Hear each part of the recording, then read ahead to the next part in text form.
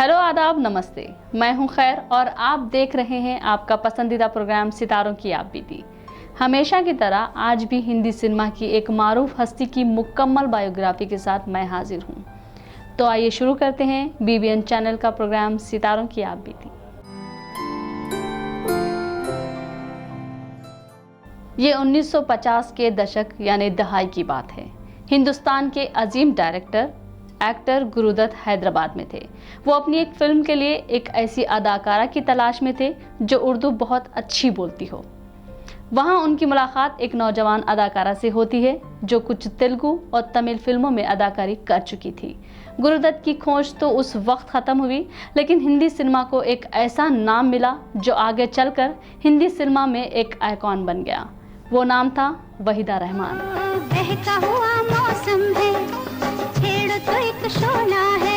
Hindi cinema में अजीम actress के रूप में सामने आई वहीदा रहमान, जिन्होंने अपनी बेमिसाल एक्टिंग की बदौलत वो मकाम हासिल किया जो बहुत कम लोगों को मिलता है। वहीदा रहमान 3 फरवरी 1938 यानी 1938 कोच्चि, चेंगलपट्टू, तमिलनाडु में एक मुस्लिम परिवार में पैदा हुई। वहीदा रहमान ने जिंदगी में कामयाबी के फूल समेटने के लिए अनथक मेहनत की। कमसिनी में ही उनके पिता का इंतकाल हो गया था। वहीदा रहमान की ख्वाहिश थी डॉक्टर बनने की, लेकिन घरेलू हालात और अपनी मां की बीमारी की वजह से उनका ये ख्वाब अधूरा रह गया। हिंदी सिनेमा में कदम रखने से पहले वहीदा रहमान तेलुगु फिल्मों में काम कर चुकी थी। आला दर्जे की उर्दू बोलने वाली लड़की की तलाश कर रहे गुरुदत्त से जब वहीदा रहमान की मुलाकात हुई तो गुरुदत्त उनसे इस कदर मुतासिर हुए कि उन्होंने फौरी तौर पर वहीदा रहमान को अपनी फिल्म सीआईडी में कास्ट कर लिया। ये फिल्म 1956 में रिलीज हुई और बॉक्स ऑफिस पर हिट साबित हुई। इस फिल्म के साथ ही वहीदा रहमान के लिए भी हिंदी फिल्मों के दरवाजे खुल गए। वहीदा रहमान को हिंदी फिल्मों में लाने का सहरा गुरुदत्त के सर जाता है। गुरुदत्त के बारे में ये कहा जाता है कि वो वहीदा रहमान के इश्क में बुरी तरह गिरफ्तार थे।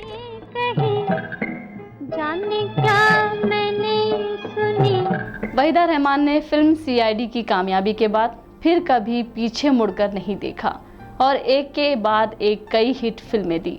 वहीदा रहमान ने हिंदी सिनेमा के करीब हर अजीम एक्टर के साथ बतौर हीरोइन फिल्में की। एक ऐसा वक्त भी आया जब उनके फैंस उनकी नई आने वाली फिल्म का जिस तरह इंतज़ार करते थे, उतना ही इंतज़ार उन्हें इस बात का भी होता था कि अगली फिल्म में वहीदा रहमान के अपोजिट में हीरो कौन होगा। बहरहाल आइए देखते हैं अलग अलग हीरो के साथ वहीदा रहमान ने कौन कौन सी फिल्में की। सीआईडी से पहले वहीदा रहमान ने जिन तेलुगु फिल्मों में काम किया उनके नाम थे जय सिम्हा और राजुलु मराई। सीआईडी के बाद उन्होंने बेशुमार सुपरहिट फिल्मों में काम किया। उनकी बेहतरीन फिल्मों में खामोशी, नीलकमल, रेशमा और शेरा और गाइड का नाम लिया जाता है, लेकिन खामोशी को उनकी सबसे बड़ी फिल्म करार दिया जाता है, जिसमें उन्होंने एक नर्स का किरदार अदा किया। इस फिल्म में उनके साथ राजेश खन्ना थे। वैसे तो प्यासा और गाइड में भी उन्होंने यादगार एक्टिंग की थी। 1967 में उन्होंने मशहूर जमाना फिल्म राम और श्याम में दिलीप कुमार के मुकाबिल काम किया। दिलीप कुमार के साथ उनकी दिगर फिल्मों में दिल दिया, दर्द लिया, आदमी और मशाल शामिल हैं और इन तीनों फिल्मों में उन्होंने बेमिसाल एक्टिंग की।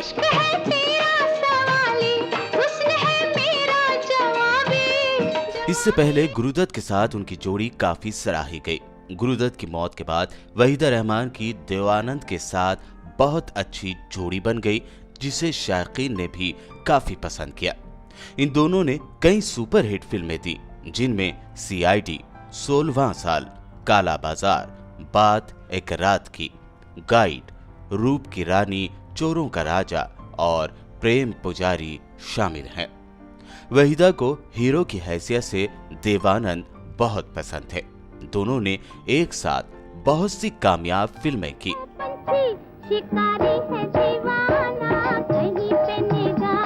फिल्म गाइड की हीरोइन का उलझा हुआ किरदार सिर्फ और सिर्फ वहीदा ही इस खूबी के साथ निभा सकती थी और ये बात देवानंद अच्छी तरह से जानते थे।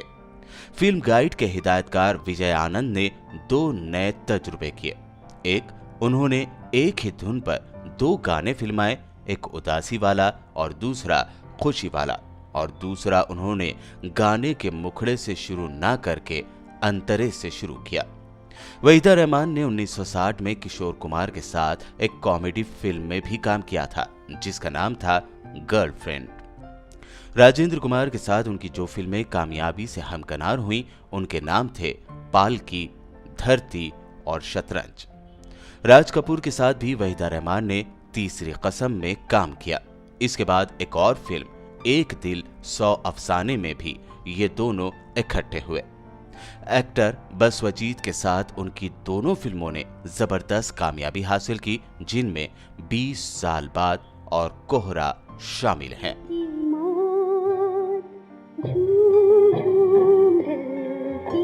इसमें कोई शक नहीं कि वहीदा रहमान की कुछ फिल्में नाकामी से भी दो चार हुई। 1970 की दहाई के दरमियान उनका करियर खत्म होने के करीब था, जब उन्होंने कैरेक्टर एक्ट्रेस के तौर पर काम करना भी शुरू कर दिया, लेकिन उन फिल्मों की नाकामी से इनकी मकबूलियत पर कोई असर नहीं पड़ा। 27 अप्रैल 1974 को वहीदा रहमान ने एक्टर शशि रेखी, जिनका फिल्मी नाम कमलजीत था, उनसे शादी कर ली। शादी के बाद वहीदा रहमान बेंगलोर शिफ्ट हो गई। उनके 2 बेटे हैं। वहीदा रहमान की कामयाब फिल्मों का दूसरा दौर 1976 से शुरू हुआ, जब उनकी फिल्म कभी कभी जबरदस्त हिट हुई। 1984 में उन्होंने दिलीप कुमार के साथ मशाल में काम किया।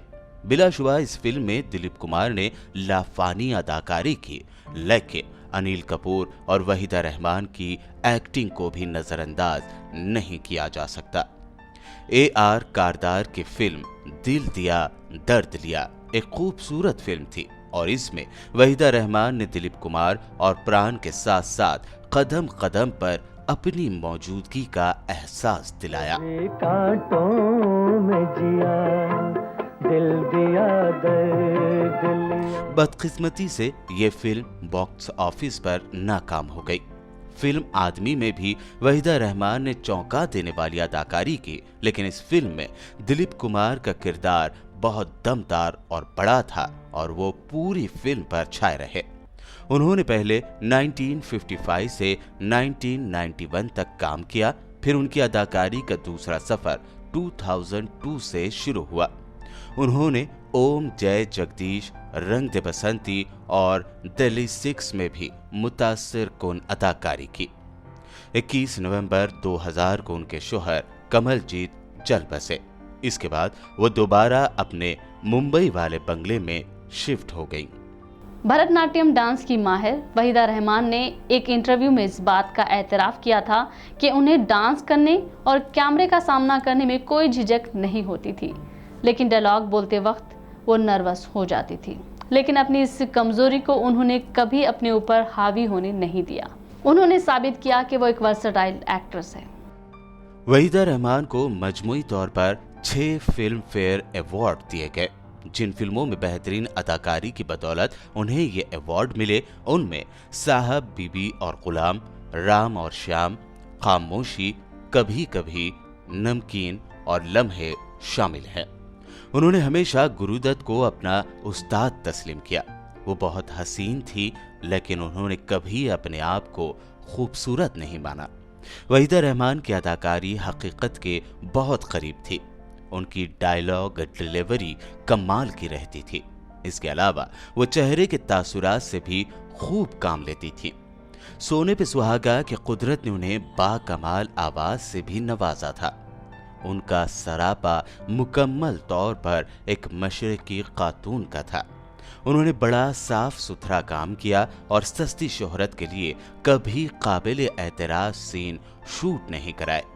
वहीदा रहमान एक बेमिसाल डांसर भी थी। गाइड में उनके डांस भुलाए नहीं जा सकते।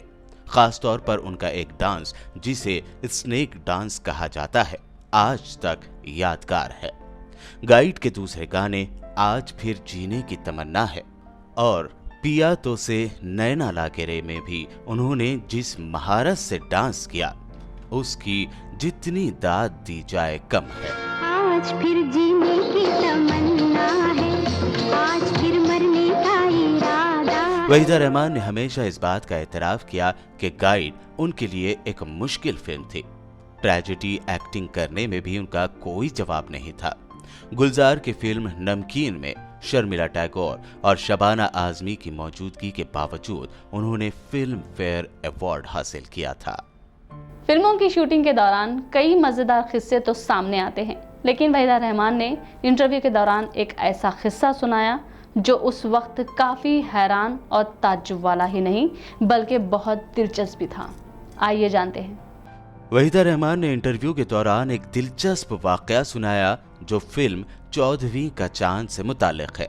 ये फिल्म गुरुदत्त ने कागज के फूल फ्लॉप हो जाने के बाद बनाई और वो इस रोमांटिक फिल्म को और भी ज्यादा इफेक्टिव बनाने के लिए इसका अहम गाना कलर में शूट कराना चाहते थे। इन दिनों रंगीन फिल्में बनना शुरू ही हो गई थी। ब्लैक एंड व्हाइट में बेहद खूबसूरत लगने वाला गाना 14वीं का चांद हो जब रंगीन होकर सेंसर बोर्ड के पास पहुंचा तो बोर्ड ने कहा कि गाना बहुत हॉट है। बोर्ड की इस बात पर गुरुदत्त हैरान रह गए। उन्होंने कहा कि ब्लैक एंड व्हाइट में तो गाना ठीक लग रहा था, फिर रंगीन में ऐसा क्या हो गया। सेंसर बोर्ड ने इसके पीछे दलील दी कि कलर वर्जन में वहीदा रहमान की आंखें लाल हो गई हैं, जिसकी वजह से वो काफी सेक्सी लग रही हैं। सेंसर बोर्ड का यह कहना था कि गुरुदत्त हैरानी और ताज्जुब के बाद जोर जोर से हंसने लग गए थे। वहीदा रहमान उन चंद एक्ट्रेस में से एक हैं जिन्होंने अपनी जाती और फिल्मी जिंदगी को अलग अलग रखने में कामयाबी पाई। उन्होंने एक्टिंग को महज एक काम ही समझा और इसे कभी अपनी प्राइवेट लाइफ पर हावी होने नहीं दिया। ये एक बड़ी कामयाबी है कि एक बड़ी अदाकारा होने के बावजूद वहीदा रहमान ने पब्लिक में कोई तमाशा या दिखावा नहीं किया। प्रोग्राम सितारों की आप बीती में वक्त हुआ है आपसे विदा लेने का। YouTube पर BBN चैनल को सब्सक्राइब करना हरगिज भी ना भूलें और साथ ही ये प्रोग्राम आपको कैसा लगा नीचे कमेंट बॉक्स में कमेंट करके ज़रूर बताएं। तो चलिए मिलते हैं अगले एपिसोड में।